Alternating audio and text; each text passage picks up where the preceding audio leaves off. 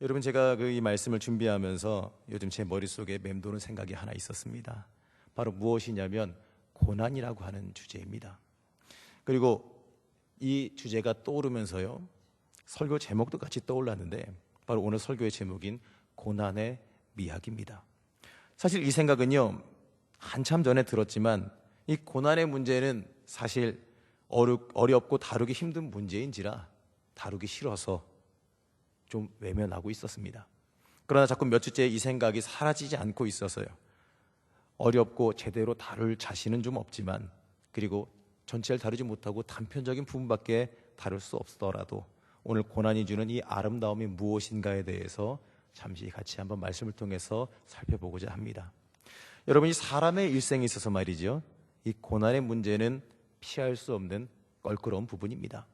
사실 고난 좋아하는 사람 어디 있겠습니까? 고난 좋아하는 사람은 그 누구도 없을 겁니다.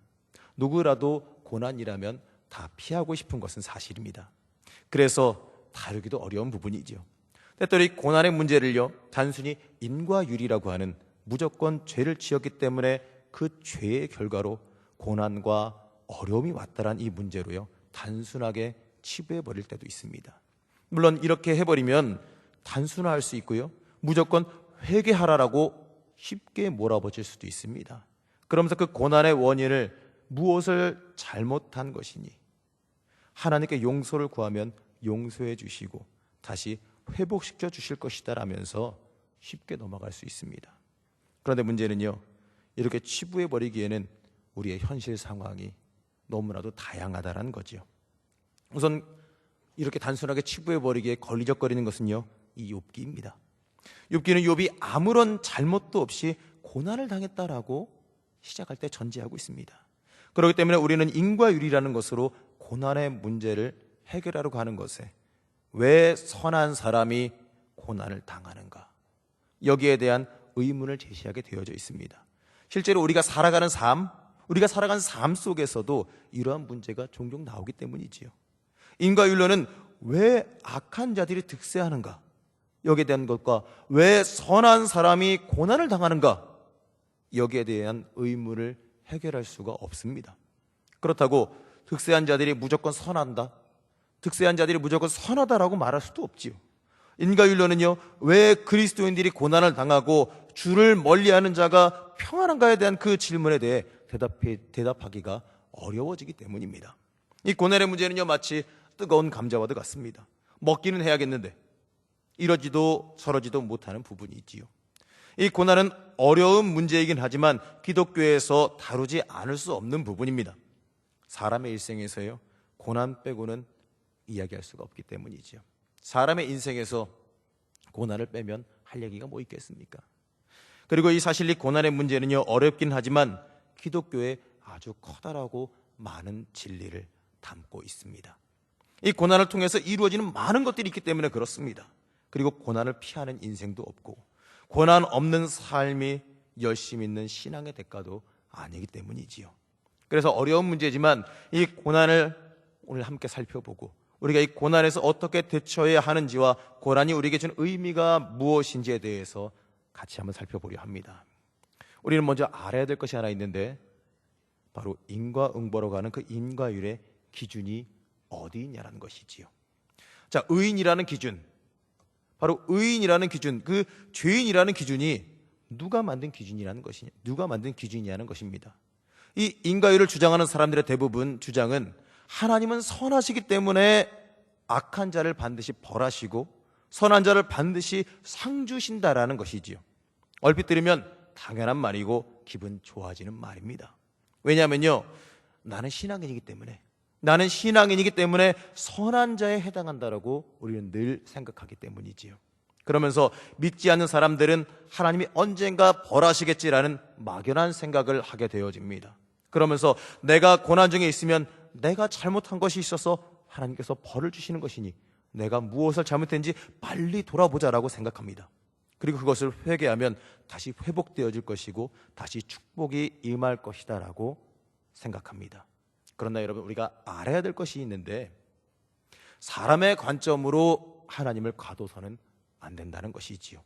이 인과율에 빠진 사람들은 하나님을 자신들이 생각하는 그 선함의 기준에 가둬놓고 맙니다. 그러면서 선한 자는 당연히 상 주시고 그러지 못한 사람은 무조건 벌 주신다라고 생각하는 것이지요. 마치 하나님을요, 기계적으로 착한 곳에 선 자는 무조건 상 주시고 악한 곳에 선 사람은 벌하시는 분으로만 여기는 겁니다. 그런데 그 선함과 악함을 나누는 기준이 도대체 무엇입니까? 그리고 하나님께서 잘못했다고 무조건 다 벌하시고 괴롭히시는 분이기만 하겠습니까? 왜? 사랑의 하나님과 돌봄의 하나님, 기다리시는 인내의 하나님은 보지 못합니까? 그리고 그 선함의 기준을 사람이 생각하기에 선하다의 기준으로 생각하지 말아야 됩니다. 사람이 생각하는 그 선함에 하나님을 가둬서는 안 된다라는 것이지요. 하나님께서는 하나님이 생각하시기에 좋은 대로 행하십니다. 사람의 기준으로 움직이는 것이 아니라 하나님의 기준으로 움직인다는 것을 우리가 잊지 말아야 됩니다. 또 우리가 알아야 되는 것은 하나님은요, 사람의 인식 수준을 넘어서신다는 것이지요. 사람의 그 능력으로, 사람의 인식 능력으로 파악하기에는 하나님은 너무나도 큰 분이시기에 우리가 다 알 수가 없다는 겁니다. 우리가 아무리 다 보려고 할지라도, 다 파악하려고 할지라도 우리가 볼 수 있는 범위, 우리가 이해할 수 있는 범위를 하나님은 넘어서십니다. 그렇기 때문에 우리는 하나님의 뜻을 아무리 알려고 할지라도 그 뜻을 다 알 수가 없습니다. 그렇기 때문에 우리가 하나님을 마치 인과응보의 법칙으로만 이해하는 것은요, 하나님을 우리의 인식으로 가두려고 하는 교만의 잘못을 범하는 겁니다. 확실한 것은요, 하나님은 그 자체가 선하시다라는 겁니다. 그렇기 때문에 하나님이 사람이 생각하는 그 선함의 틀에 들어오셔서 움직이는 것이 아니라 하나님이 직접 행하시는 모든 것 그 자체가 다 선하다라는 것을 알아야 됩니다. 우리가 생각하는 선한 대로 움직이셔서 선한 것이 아니라 하나님이 움직이시는 그 자체가 다 선한 것이라는 것을 우리가 깨달아 알아야 됩니다. 왜냐하면요, 하나님이 모든 것의 기준이십니다. 그렇기 때문에 우리는 고난 앞에서 이 인과응보라는 것을 넘어서야 합니다. 단순하게 내가 무슨 잘못을 범했기 때문에, 무슨 죄를 지었기 때문에 저 사람이 고난당하고 있는 것이다라고 생각해서는 안 된다는 것이지요. 그러면서 그 사람을 정죄하고 판단해서는 안 됩니다. 고난 앞에서 우리가 봐야 할 것이 있는데 바로 하나님의 선하심이고 하나님의 인도하심이라는 것입니다. 이 인과응보에 눈이 멀게 되면요, 하나님의 인도하심을, 하나님의 섭리를 바라보지 못한다는 것이지요. 오늘 우리가 함께 읽은 이 말씀, 욥기 23장의 이 말씀은요, 참 많이 쓰이는 말씀입니다. 마치 무슨 주문과도 같이 어려움과 고난 앞에서 힘을 주는 말씀으로 쓰이고 있지요. 그러나 욥기는요, 언제나 단편적인 구조로만 파악해서는 그 말씀의 뜻을 해석하기가 어렵습니다. 전체적으로 흐르고 있는 그 논쟁의 의미를 파악해야지만 그 속에 있는 숨은 의도를 파악할 수가 있는 것이지요. 우리가 읽은 욥기 23장의 그 전체적인 배경을 보게 되면 욥이 하나님이 계신 곳을 찾는 내용을 담고 있습니다. 이 23장의 전체적인 제목을 말하면 바로 하나님이 계신 곳을 내가 알 수만 있다면, 바로 이렇게 바꿔 말할 수 있을 것입니다. 욥기 23장에서 탄식하는 것은 하나님이 계신 곳을 내가 알 수만 있다면 내가 찾아가서 내 죄가 없음을 말씀드릴 수 있을 것이다 라는 아쉬움입니다. 그렇게 할 수만 있다면 나에게 무죄하다는 것을, 내가 무죄하다는 것을 하나님이 증명해 주실 것인데 하나님이 어디 계신지를 모르겠다라는 것이지요. 욥의 이러한 모습을 보고 어거스틴은 말하기를요, 자기 안 깊숙이 계신 하나님을 너무 멀리 바깥에서만 찾아 헤맨다라는 탄식을 하고 있습니다. 욥은 하나님께서 일하시는 것은 알겠는데, 존재하신다는 것은 참 잘 알겠는데, 여기를 둘러봐도 저기를 둘러봐도 하나님을 만날 수가 없다라는 것을 토로합니다. 그러면서 많이 쓰이는 이 10절 말씀을 말합니다. 그러나 내가 가는 길을 그가 아시나니 그가 나를 단련하신 후에는 내가 순금같이 되어 나오리라. 여러분, 이것을 문맥에 맞게 바꿔 말해보면 이렇습니다. 하나님께서 내가 어디로 가는지, 내가 어디 있는지 다 알고 계실 텐데 나에게 오셔서 나를 시험해 보셨으면 참 좋겠다라는 것입니다. 내가 하나님 찾아가서 내가 무죄하다는 것을 증명받고 이 고난의 문제를 해결받고 싶은데 어디에 계신지를 모르겠으니 하나님이 제발 나를 좀 찾아오셔서 나를 시험해 보시면 참 좋겠다는 것이지요. 그러면서 욥이 말하기를 지난 삶을 말하면서 평생을 하나님 앞에서 온전히 하나님 따르려고 그랬고 남을 도왔고 말씀을 지키면서 하나님의 길을 벗어나지 않고 순전하게 살아왔음을 말합니다. 그렇기 때문에 하나님이 시험해 보시고 테스트해 보시면 아무 불순물도 없이 깨끗한 순금 같은 상태라는 것이 증명될 것이라는 것을 말합니다. 단순히 내가 받는 고난이 하나님이 나를 이리저리 잘 다듬으셔서 쓰실 수 있는 상태로 순전하게 만드셔서 내가 쓰임받게 될 것이라는 의미만을 말하는 것이 아닙니다. 물론 이러한 교훈적인 의미가 아주 없는 것은 아니지요. 하지만 욥이 말할 때의 의미로는요, 그러한 의미만을 말하는 것이 아닙니다. 욥이 하나님이 계신 것을 알지 못한다는 점에서는 답답하지만 그럼에도 확신하는 사실이 하나 있습니다. 바로 하나님께서 욥이 결백하다라는 것, 죄가 없다라는 것을 아신다라는 것이지요. 하나님은 내가 발 한 번만 옮기는 것을 다 알고 옮기는 것을 다 알고 계시니 나를 시험해 보시면 내게 흠이 없다라는 것을 아실 수 있으련만. 욥의 발걸음이 하나 둘까지 다 세고 계시는 그 하나님께서 순금이 불순물을 걸러내서 재련되어지듯이 자신을 시험하신다고 할지라도 자기 자신의 그 깨끗함이 입증되어질 것이라는 확신입니다. 여러분, 우리가 여기서 봐야 될 것은, 볼 수 있어야 되는 것은요, 우리가 볼 수 없는 숨어 계시는 하나님입니다. 그러나 우리의 모든 것을 보고 계신 하나님을 우리가 볼 줄 알아야 됩니다. 우리를 향하신 그 계획들을 반드시 이루시는 하나님을 봐야 합니다. 그럼에도 불구하고 이 10절의 말씀은 참 인상 깊은 말씀입니다. 영화나 드라마를 보게 되어지면요, 밀실에서 범인으로 추정되는 사람을 신문하는 장면이 나옵니다. 그 밀실의 방이 2개로 되어져 있습니다. 하지만 이 범인으로 추정되는 사람은 한쪽 방을 볼 수 없습니다. 그 방 중간에 큰 특수유리로 되어져 있어서 다른 방에서만 그 방을 들여다볼 수 있게 되어져 있습니다. 그래서 수사반장이나 그 수사국장쯤 되는 사람들이 다른 그 방 안에서 그 안에 일어난 일을 자세히 들여다보게 되어지죠. 욥의 경우를 마치 여기에 비유할 수 있습니다. 밀실로 된 그 취조실 안을 훤히 들여다보는 그 수사반장처럼 욥의 모든 형편을 하나님이 다 보고 알고 계십니다. 그러나 욥은 하나님을 볼 수 없지요. 이 상황에서 정말 억울하게 누명 쓴 사람은 어떻게 돼야 될까요? 이 위기에서 어떻게 벗어나야겠습니까? 책임자가 풀어주라고 명령을 내린 길이 뭘까요? 무죄하다는 증거가 있어야겠지요. 또 이걸 또 바꿔 말해보면요, 증거가 없으면 죄도 없다는 겁니다. 아무리 다그치고 강압으로 수사를 해도 아무 증거가 나오지 않으면 풀어주라고 지시를 내릴 수밖에 없다는 것이지요. 욥은 하나님을 볼 수 없지만 하나님은 욥의 결백을 아십니다. 욥의 친구들은 마치 아무 죄 없는 사람을 밀실로 끌고 와서 온갖 폭언으로 강압 수사를 벌인 형사들처럼 욥을 채찍으로 다그치고 당근으로 타이르고 힘들게 해도 하나님은 이 광경을 다 아시고 조용히 지켜보고 계신다는 것이지요. 그렇기 때문에 욥이 이 고난의 딜레마로부터 벗어날 수 있는 길은요, 하나님 손에 달려있다는 것입니다. 하나님은요, 진실을 알고 계시기 때문에 그렇습니다. 이러한 점에서 방금 읽었던 이 10절의 말씀은요, 우리에게 더 가슴 깊이 다가오는 것 같습니다. 그렇기 때문에 우리가 끝까지 고난이든 어떠한 상황이든 간에 신앙인으로서 순전한 마음과 신앙을 지키면 이겨내고 풀려나리라는 것이지요. 물론 고난이 괴롭고 힘든 것은 엄연한 사실입니다. 하지만 그럼에도 그 고난을 없애달라고 구하기보다는 그 고난을 감내할 수 있는 능력을 달라고, 그 고난 중에 신앙을 지킬 것을 간구할 줄 알아야 되는 것입니다. 욥기 1장과 2장에 나오는 고난당한 욥의 고백이 있습니다. 욥기 1장 21절 말씀에 보게 되면 내가 모태에서 알몸으로 나왔사온즉 또한 알몸으로 그리로 들어가올지라 주신 이도 여호와시요 거둔 이도 여호와시니 여호와의 이름이 찬송을 받을지니라. 또 욥기 2장 10절 말씀에 보게 되면 우리가 하나님께 복을 받았은즉 화도 받지 아니하겠느냐라고 말씀하고 있습니다.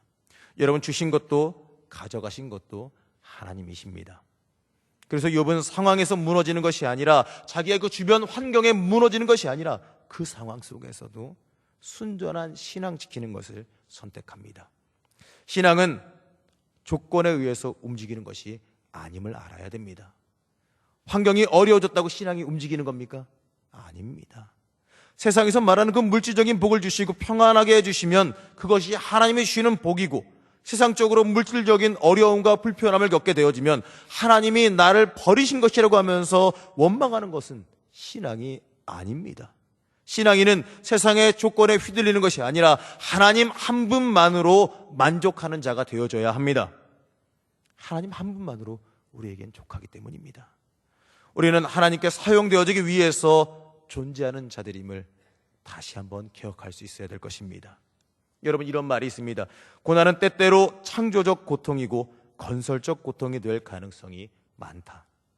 한마디로요, 고난이 위장된 축복의 통로라는 것이지요.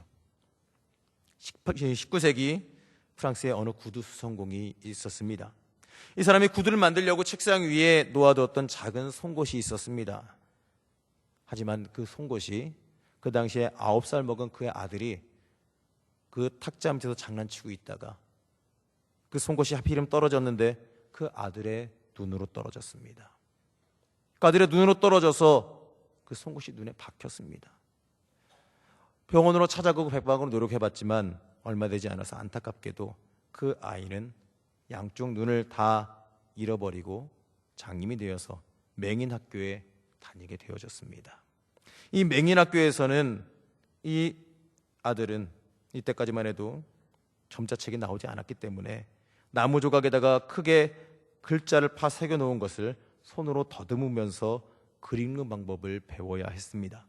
이 구두성공의 아들은 점점 자라면서 그 시각장애인들이 책을 읽을 수 있는 더 좋고 새로운 방법이 없을까 하고 여러 가지 연구를 하게 됩니다. 그래서 마침내 새로운 방법을 하나 발견합니다. 그 방법은요, 종이에다가 송곳으로 구멍을 뚫어서 글자를 새겨 넣는 방법이었습니다. 이 점자책을 발견한 사람은, 이 점자책을 발명한 사람은 루이 브라유라고 하는 사람입니다. 이 사람은 자기 눈에 떨어져 시력을 빼앗아 갔던 그 원수 같은 송곳으로 시각장애인들에게 희망을 준 점자책을 만들었습니다. 그래서 이 점자책을 영어로 브라유북이라고 지금도 부르고 있습니다. 물론 우리의 삶에도요, 우리를 괴롭히는 이러한 송곳 같은 것이 분명히 있을 겁니다. 그러나 이 송곳이 우리에게 어떠한 영향을 미칠 것인가에 대한 것은요, 순전히 우리 자신의 선택의 문제입니다. 이 브라유라고 하는 사람의 눈을 상하게 했던 그 송곳이 시각장애인들에게 희망을 안겨준 것을 우리가 볼 수 있어야 됩니다. 이러한 인생 역전을 거듭하는 도식은요, 우리의 삶에도 적용되지 않으리라는 법은 없습니다. 나에게 주어진 그 상황에서 내가 어떻게 하느냐에 따라서 그 상황이 축복의 통로로 바뀔 수도 있다는 것입니다. 때때로 보게 되면 나에게 온 고난이, 나에게 온 그 악한 일 같고 힘든 일 같은 그 고난이 내가 그 고난에서 어떻게 고난을 맞이하고 살아가느냐에 따라서 그 고난이 나에게 축복이 되어줄 수도 있고, 또 그 고난이 나를 패망시키는 힘든 고난이 되어줄 수도 있다는 것입니다. 그리고 또 나에게는요, 악하게 보일지라도 그것이 본질적으로 악한 것이 아님을 깨달아 알아야 됩니다. 미국에 있는 옐로우스톤 국립공원의 오래전 이야기입니다. 오래전에 미국 정부가 이 공원을 개발하면서 관광객에게 위험한 육식동물들을 하나씩 제거하기 시작했습니다. 그렇게 해서 드넓은 지역이 이제는 안전한 관광지로 사랑받게 되어지고 많은 사람들이 편안하게 그곳을 관광을 누렸습니다. 하지만 얼마 지나지 않아서 그 공원에 큰 문제가 발생했습니다. 육식동물이 사라진 까닭에 초식동물의 수가 갑자기 기하급수적으로 증가했고, 그로 인해서 국립공원의 그 초원이 점점 황야로 변해져 갔습니다. 공원 관리자들이 인위적으로 초식동물의 숫자를 조절하려고 해도 숫자가 너무 많이 늘어났기 때문에 어떻게 해결할 수가 없는 상황이 되어졌습니다. 공원관리소는 이 문제를 가지고 고민을 하다가 방법을 강구해냈습니다. 무엇이냐면 늑대를 다시 풀어놓기로 했다는 겁니다. 늑대가 번식해감에 따라서 초식동물들의 숫자도 이제 조절되어지기 시작합니다. 그리고 이제 사막이 되어져 가고 있는 그 국립공원이 다시 초원으로 변해가기 시작합니다. 비록 불쌍한 초식동물들이 늑대에게 잡아먹히는 일이 자주 발생하긴 하지만 생태계는 균형을 잡게 되어졌다는 것이지요. 한 마리의 그 술록 입장에서 보게 되면 늑대에게 잡아먹히는 것이 억울하고 부당한 일일 수도 있습니다. 하지만 공원 전체로 보게 되어지면 이 생태계를 위해서는 이로운 희생이 되어진다는 것이지요. 이러한 일들이 인간 사회에도 얼마든지 일어날 수 있습니다. 한 개인에게는 부당하고 억울한 폭행처럼 보이는 일들이 다른 사람 또는 사회 전체에도 꼭 필요한 희생이 되어질 수 있다는 것이지요. 바로 누가 그렇습니까? 바로 예수님의 희생이 이 고난의 전형적인 예입니다. 왜 예수님께서 고난을 당하게 하나님께서 놔두셨을까? 왜 틀림없이 건져내실 능력이 있었는데 왜 예수님에게 고난을 허락하셨을까? 십자가의 고난은 틀림없이 예수님 개인에게는요, 부당하고 억울한 일이고 아픈 일입니다. 힘든 일입니다. 예수님은 그것을 보시고 그래서 죽음을, 고난을 끌어안으셨습니다. 하지만 하나님께서는요, 하나님 보시기에는요, 온 인류의 시각에서 보게 되어지면 예수님의 그 죽음은 엄청난 의미가 있음을 우리가 봐야 합니다. 그렇기 때문에 예수님께서 개인적으로는 힘들고 고난이시더라도 자신의 죽음을 감사함으로, 기쁨으로 끌어안으신 겁니다. 그래서 예수님의 죽음을 갖다가 우리가 무엇이라고 부릅니까? 대속적 죽음이라고 부릅니다. 사람이 당하는 악과 고난은요, 이렇게 특별한 차원과 의미가 있을 수 있습니다. 그것은 예수님에게만 해당한 일이 아니에요. 우리에게 닥치는 그 악의 문제도 이러한 의미가 있을 수 있다는 것입니다. 그리고 우리는 이러한 고난으로 인해서 우리가 깨어진다는 것도 깨달아 알아야 됩니다. 하나님은 우리를 주관하기를 원하십니다. 하나님은 우리를 주관하고 이끌어 가시길 원하십니다. 하나님과 나와의 관계는 내가 주도해서 끌어가는 관계가 아님을 깨달아 알아야 됩니다. 하나님과 나와의 관계는요, 하나님이 이끌어 가셔야 됩니다. 하나님이 주도하셔야 된다는 것이죠. 그런데 문제는 말이죠, 내가 그것을 거부한다는 데 있습니다. 내가 어느 정도 구획을 정해서, 울타리를 정해서 하나님이 못 들어오시게 방어막을 칩니다. 하나님 여기까지만 하십시오. 여기부터는 내 구역이니 들어오지 마십시오. 여기부터는 내가 알아서 하겠습니다. 내 영역이니 들어오지 마시라고, 여기까지만 하시자고. 여러분, 어떻게 해야겠습니까? 하나님이 주관하셔야 내가 삽니다. 하나님이 이끌어 가셔야 내가 생존하고 살아날 수가 있습니다. 우리가 그런데 그것을 내 스스로, 내 자아로 틀어막고 있다면 우리가 어떻게 해야겠습니까? 간단하죠. 울타리를 부셔야 됩니다. 깨부셔야 됩니다. 때때로 하나님께서 우리를 깨뜨리고 부셔뜨리는 데에는요, 세상 중심으로 사는 우리의 삶을 다 흩어 놓으셨다가 다시 하나님 중심으로 만들어 가시려고 하는 숨은 뜻이 있음을 볼 수 있어야 됩니다. 여러분, 하나님은 여러분을 사랑하십니다. 믿으십니까? 하나님은 여러분을 사랑하십니다. 우리가 어떠한 고난 중에 있더라도, 어떠한 어려움 중에 있더라도 우리가 잊지 말아야 되는 것은요, 하나님은 나를 사랑하신다는 겁니다. 그렇기 때문에요, 우리가 고난이 왔을 때, 힘든 일이 왔을 때, 우리의 삶이 부서질 때 아무 이유 없이 하나님이 부수시는 게 아닙니다. 그렇기 때문에 우리가 고난을 당할 때 그 고난 속에 숨어있는 하나님의 뜻이 무엇인가를 볼 수 있어야 되는 것입니다. 오늘의 제목 바꿔보면 고난의 미학, 고난이 아름답다는 이야기입니다. 고난이 아름답다, 고난의 미학이다. 여러분, 이 제목에 대해 어떻게 생각하십니까? 좀 정신 나간 사람 소리같이 들릴 수도 있을 겁니다. 하지만 여러분, 이것은 엄연하게 사실입니다. 하나님이 우리를 깨뜨실 때에는요, 그에 따른 우리를 향한 하나님의 소망이 숨어 있기 때문입니다. 하나님이 이 땅에 목적 없이 지으신 사람 아무도 없습니다. 여러분, 하나님께서는 여러분 그냥 만드시지 않으셨어요. 하나님께서 우리에게 다 이유가 있으셔서 하나님의 일을 이루기 위해서 여러분을 만드셨습니다. 그렇기 때문에 여러분이 하나님의 소망입니다. 하나님께서 일하시는 손이요 발입니다.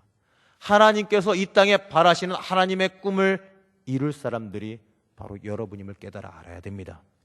그렇기 때문에 우리는 고난 중에 무엇을 봐야 하냐면 나를 향한 하나님의 소망을 바라볼 줄 알아야 됩니다.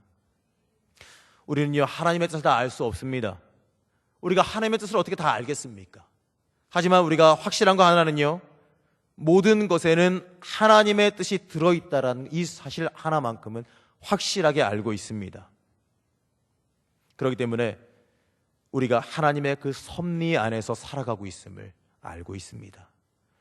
오늘 우리가 함께 본 이 말씀, 여러 가지 논란이 있을지라도, 욥이 그 말을 하게 된 의도가 약간은 빗나갔을지라도 고난이 신앙의 참된 아름다움이라는 것을 너무나도 잘 나타내주고 있습니다. 여러분, 고난 없는 인생은요, 역동함도 없습니다. 고난 없는 인생은 날아오름도 없습니다. 고난 없는 인생은 날아오르고 다시 올라가는 그 역동적인 인생, 하나님의 성령이 역사한 인생도 없다는 것을 깨달아 알아야 됩니다.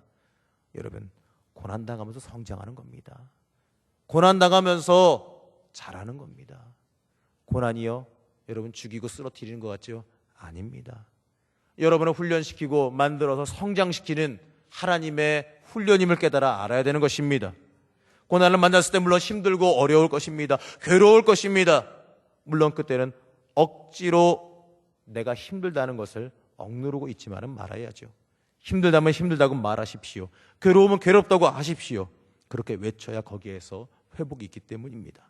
하지만 여러분 잊지 말아야 될 것은 고난 중에 힘들다고 하면서 공허하게 세상에다가 외치고 말 것이 아니라 하나님께 외치시기 바랍니다. 하나님 힘듭니다. 하나님 어렵습니다. 괴롭습니다. 그래도 난 하나님 붙잡습니다. 그래야 우리 인생의 회복이 있고 하나님의 우리를 향하신 그 숨어 계신 하나님의 뜻도 발견할 수 있다는 것을 깨달아 알아야 할 것입니다. 그래야 이 고난이 우리의 인생에 있어서 아름다움이라는 것을 깨달아 알게 되어질 것입니다. 여러분, 우리가 고난은요, 뒤돌아보게 되어지면 당장은 힘들고 어려울지라도 우리가 그 고난을 하나님 붙잡고 이겨나게 되어지면 나중에 뒤돌아보게 되어지면 너무나도 아름다움이었음을 깨달아 알게 되어질 것입니다. 그 고난으로 인해서 내가 복을 받았구나. 그 고난으로 인해서 내가 하나님의 사람이 되어졌구나. 그 고난으로 인해서 내가 축복의 통로를 들어갔구나. 여러분, 이렇게 고백하시게 되어질 것입니다. 사랑하는 여러분, 고난은 피하고 싶은 것이면 여전히 틀림없습니다. 하지만 피하고 싶지만 피할 수 없는 것임 또한 잘 알고 있습니다. 그렇기 때문에 우리는 신앙인으로서, 그리스도인으로서, 하나님께서 선택하신 자들로서 고난이 아름다운 것임을 스스로 고백할 수 있어야 될 것입니다. 그리스도인들이 당하는 고난, 그 속에서 빛나는 신앙은 참된 값진 것임을 깨달아 하시기 바랍니다. 고난에 흔들리지 마시기 바랍니다. 고난에 지지 마시기 바랍니다. 그 고난에서 내가 무엇을 붙잡느냐에 따라서 그 고난이 축복의 통로가 되어질 수가 있고 내가 멸망하는 멸망의 통로가 되어질 수 있습니다. 우린 고난에서 흔들리지 말아야 합니다. 그 속에 있는 참된 고난의 아름다움을 발견하시기 바랍니다. 고난은 축복의 통로입니다. 고난은 위장된 축복의 통로입니다. 고난 뒤에는 복이 있습니다. 그 뒤에는 하나님의 섭리가 기다리고 있기 때문입니다. 하나님은 틀림없이 우리에게 오는 고난을 통해서 여러분들을 들어 사용하실 것입니다. 이 고난을 통해서 하나님의 역사를 이루어 주실 것입니다. 그리고 이 고난을 통해서 여러분들을 통해 하나님의 소망이 여러분의 인생에서 다 이루어지게 만들어 주실 것입니다. 이 땅을 살아가시면서 고난 중에서 온전히 고난의 아름다움을 발견하시고 하나님의 사람으로 살아가시기 바랍니다. 욥이 고난 중에서 하나님 보시기에 합당했던 이유가 무엇인지 아십니까? 고난과 어려움 중에서도 순전한 신앙을 붙잡았다는 것입니다. 주신 것도 하나님이시요 가져가신 것도 하나님이신데 뭐가 문제겠는가? 하나님 한 분만으로 만족하겠다는 이 욥의 신앙이 욥을 강하게 붙잡고 하나님께 쓰임받는 자, 하나님께 기쁨이 되는 자가 되어졌다는 것을 우리가 깨달아 알아야 됩니다. 우리가 이 땅을 살아가면서 바라봐야 되는 것은 하나님입니다. 온전히 순전한 신앙, 하나님 한 분만으로 만족하겠다는 그 신앙으로 살아가시기 바랍니다. 고난 중에도 어려움 중에도 어떠한 자리에 계시던지 간에 하나님 한 분만으로 만족하시고 이 땅에서 승리하시는 여러분들 되시기를 시간에 간절히 축원합니다.